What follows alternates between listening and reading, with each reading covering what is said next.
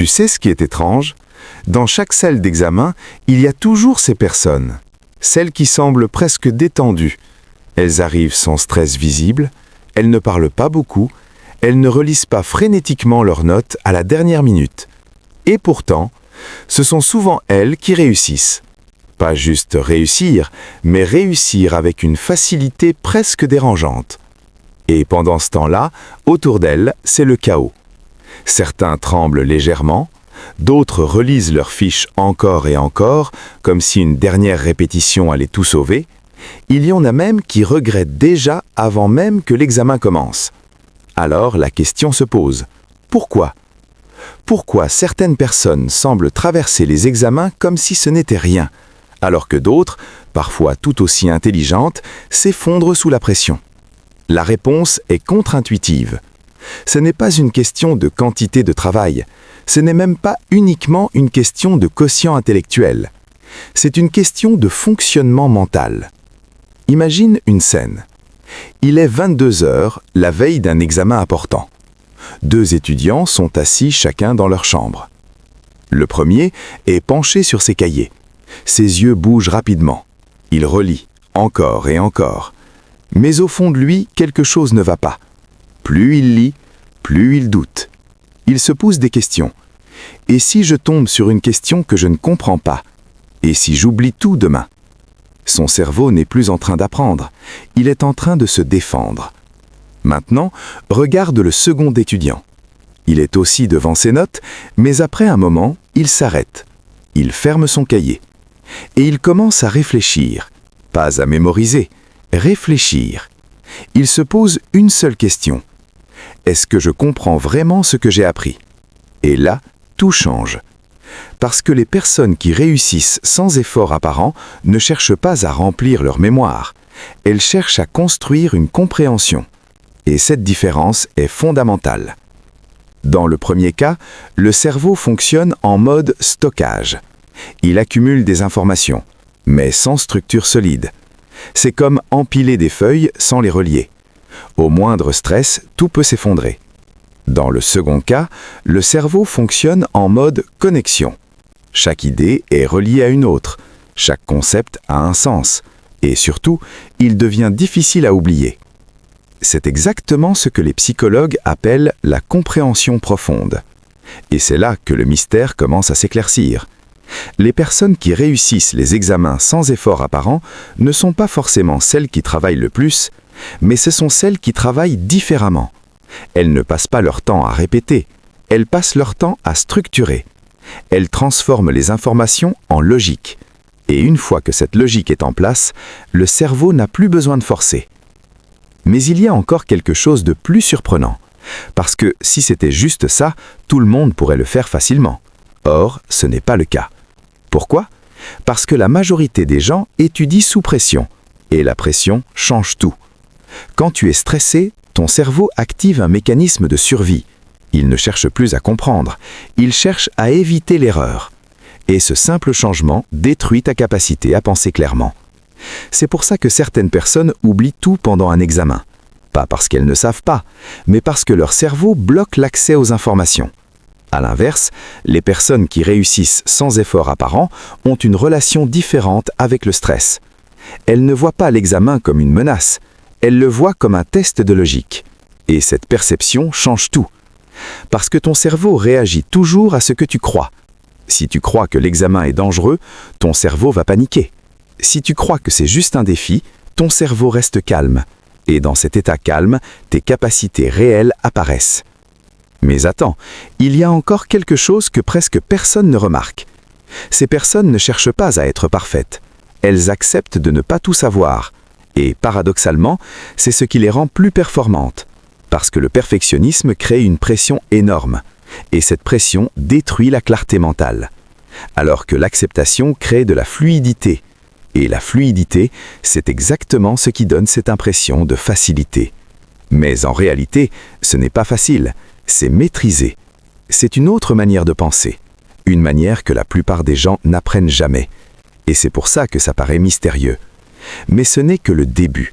parce que dans la suite, tu vas comprendre pourquoi certaines personnes stressent encore plus quand elles sont intelligentes, et pourquoi ton cerveau peut être ton pire ennemi juste avant un examen. Mais il y a quelque chose de troublant, quelque chose que la plupart des gens ne comprennent pas. Si tu regardes attentivement dans une salle d'examen, tu remarqueras un détail étrange. Parfois, les personnes qui semblent les plus intelligentes sont aussi celles qui doutent le plus. Elles ne sont pas toujours confiantes, elles ne sont pas toujours sereines. Au contraire, elles réfléchissent trop, elles anticipent trop, elles voient trop loin. Et c'est précisément là que tout se joue. Parce que le cerveau humain a une particularité. Plus il est capable d'analyser profondément, plus il est capable d'imaginer des scénarios négatifs. C'est un paradoxe. Les mêmes capacités qui te rendent intelligent peuvent aussi devenir ton plus grand obstacle. Imagine encore une scène. Il est maintenant 23 heures. L'étudiant numéro 1 est fatigué. Il continue à relire ses notes, presque mécaniquement. Son cerveau est saturé, mais au fond, il ne pense plus vraiment. Maintenant, regarde l'autre étudiant. Il ne lit plus. Il pense. Et son esprit commence à tourner. Et si la question est formulée différemment? Et si je comprends mal un détail? Et si je fais une erreur stupide? Son intelligence crée des possibilités. Et ces possibilités créent du doute. C'est ce que les psychologues appellent la suranticipation cognitive. Ton cerveau ne se contente pas de voir ce qui est probable, il voit tout ce qui est possible. Et plus ton cerveau est performant, plus il génère de possibilités. C'est pour ça que certaines personnes intelligentes ressentent une forme d'anxiété avant un examen. Pas parce qu'elles sont faibles, mais parce qu'elles voient plus loin que les autres. Elles voient les pièges, elles voient les erreurs potentielles, elles voient les conséquences. Et tout cela arrive en même temps. Mais alors, pourquoi certaines personnes réussissent malgré ça? Pourquoi certaines arrivent à rester calmes, même avec ce niveau de réflexion? La réponse est subtile. Ce n'est pas qu'elles pensent moins, c'est qu'elles contrôlent mieux leurs pensées. Elles ont appris, souvent inconsciemment, à ne pas croire tout ce que leur cerveau leur dit. Parce que ton cerveau n'est pas toujours ton allié. Parfois, il amplifie les problèmes. Parfois, il exagère les risques. Parfois, il crée du stress là où il n'y en a pas. Et les personnes qui réussissent les examens sans effort apparent ont compris quelque chose de fondamental. Penser beaucoup ne veut pas dire penser juste. Alors, elles filtrent. Elles laissent passer certaines pensées et ignorent les autres. C'est une forme de discipline mentale. Mais ce n'est pas tout. Parce que le stress avant un examen ne vient pas seulement de la peur d'échouer. Il vient aussi de la pression invisible. La pression de réussir, la pression de ne pas décevoir, la pression de prouver quelque chose. Et cette pression est souvent plus forte chez les personnes qui ont déjà de bons résultats.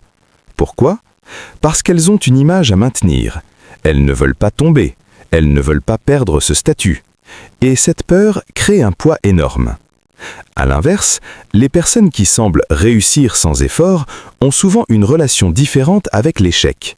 Elles ne le voient pas comme une catastrophe, elles le voient comme une information, un retour, un signal. Et cette différence change tout. Parce que quand tu n'as plus peur d'échouer, tu libères ton cerveau. Tu lui permets de fonctionner pleinement. Tu lui permets de réfléchir, d'analyser, de créer. Mais quand tu as peur, tu bloques, tu te refermes. Tu deviens rigide. Et cette rigidité est l'ennemi de la performance. C'est pour ça que certaines personnes, pourtant brillantes, échouent dans des moments clés. Pas parce qu'elles ne savent pas, mais parce qu'elles sont paralysées, par leurs propres pensées, par leurs propres attentes. Et c'est là que se trouve la vraie différence. Les personnes qui réussissent sans effort apparent ne sont pas celles qui n'ont pas peur, ce sont celles qui avancent malgré la peur. Celles qui acceptent l'incertitude, celles qui comprennent que tout ne peut pas être contrôlé. Et cette acceptation crée quelque chose de puissant, une forme de calme. Un calme qui ne vient pas de la confiance absolue, mais de l'acceptation. Et ce calme est visible. C'est celui que tu remarques dans la salle d'examen. Cette personne qui semble tranquille, pas parce qu'elle sait tout, mais parce qu'elle ne se bat pas contre elle-même. Mais attends, il reste encore une chose essentielle à comprendre. Parce que réussir un examen ne dépend pas seulement de ce que tu sais, mais aussi de comment tu utilises ce que tu sais. Et dans la prochaine partie, tu vas découvrir pourquoi certaines personnes utilisent 100% de leur cerveau le jour J, alors que d'autres n'en utilisent qu'une petite partie. Et ce détail peut tout changer. Le jour de l'examen. C'est là que tout se joue. Peu importe combien d'heures tu as révisé. Peu importe ton niveau réel. À cet instant précis, il n'y a qu'une seule chose qui compte. Comment ton cerveau fonctionne sous pression. Parce que c'est la vérité que personne ne dit. Un examen ne teste pas seulement tes connaissances, il teste ton état mental. Imagine la scène. Tu es assis dans la salle. Le silence est lourd. Tu entends le bruit des feuilles. Le surveillant marche lentement entre les rangs. Puis, le sujet arrive. Tu le regardes. Et là, en quelques secondes, deux réalités différentes peuvent apparaître. Pour certaines personnes, leur esprit s'ouvre, les idées viennent, les liens se font, les réponses apparaissent presque naturellement. Pour d'autres, c'est l'inverse. Le vide. Le stress monte, le cœur bat plus vite, et même les choses qu'ils savaient parfaitement disparaissent. Pourquoi cette différence? Pourquoi, au même moment, avec les mêmes connaissances, deux cerveaux réagissent complètement différemment? La réponse se trouve dans un mécanisme invisible. Quand tu es sous stress, ton cerveau active une zone primitive, une zone liée à la survie. Cette partie du cerveau ne cherche pas à réfléchir, elle cherche à te protéger. Et pour elle, un examen peut être perçu comme une menace. Pas une menace physique, mais une menace sociale. Échouer, être jugé, décevoir. Et cette perception suffit. Parce que pour ton cerveau, être rejeté a longtemps été une question de survie. Alors il réagit, il déclenche une alerte. Et cette alerte a un effet immédiat. Elle réduit ta capacité à penser. C'est pour ça que tu peux oublier des choses simples. Pas parce que tu es incapable, mais parce que ton cerveau bloque l'accès. À l'inverse, les personnes qui réussissent sans effort apparent n'activent pas ce mode. Ou du moins, beaucoup moins. Elles restent dans un état de fonctionnement optimal. Un état où la logique est accessible, où la mémoire est fluide, où la réflexion est claire. Et cet état a un nom en psychologie, l'état de fluidité mentale. C'est un moment où ton cerveau ne force pas, il fonctionne, naturellement, sans résistance. Mais ce qui est fascinant, c'est que cet état ne dépend pas seulement de ton intelligence, il dépend de ta relation avec la situation.